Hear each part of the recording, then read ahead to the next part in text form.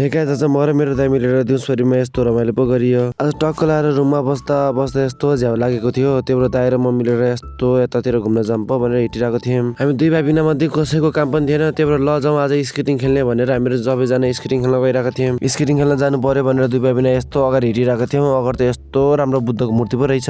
एकछिनमा घरको चोक आएर फेरि यस्तो स्केटिङ पार्कतिर पनि हिँड्यो। स्केटिङ पार्कमा त एकजना मान्छे पनि थिएन। मान्छे नभए स्केटिङ खेल्न उति खासै मजा आउन। त्यही भएर फेरि हामीहरू अर्को ठाउँमा स्केटिङ खेल्न जानुपर्छ भनेर हामीहरू हिँडिरहेको थियौँ। एकछिनमा यस्तो घाममा हिँडी बल्ल तल हामीहरू अर्को नयाँ स्केटिङ खेल्ने ठाउँ पुग्यो। फेरि टक्क लाएर एउटा खुट्टामा जुत्ता लगाइरहेको थिएँ। अब चाहिँ स्केटिङ मलाई यस्तो बवाल खेल्छु भनेर मस्त सोचेर बसिरहेको थिएँ। स्केटिङ खेल्ने भनेर म चाहिँ फुल रेडी भएर उभिरहेको थिएँ। दाइ चाहिँ भर्खरै आइरहनु भएको थियो। सुरुमा चाहिँ स्केटिङ खेल्न अति नै गाह्रो भइरहेको थियो। फेरि एकछिनमा त यस्तो स्ट्यान्ड देखाइ खेलिरहेको थिएँ। एकछिनमा अलिकति प्रोफेसनल भएको थियो क्या, यति स्पिडमा पो म खेलिरहेको थिएँ। स्केटिङ खेलेर हामीलाई अति नै घाम भएको थियो। त्यही भएर हामीले टक्क लाएर दुईटा फ्रुटी पनि किनेर मस्त तरिकाले खाएर बसिरहेका थियौँ। ल घटाउ आजकोलाई यति नै। मन पर्छ भने लाइक कमेन्ट सेयर सब्सक्राइब गरिदिनु होला। एन्ड जय नेपाल, बाइ बाइ।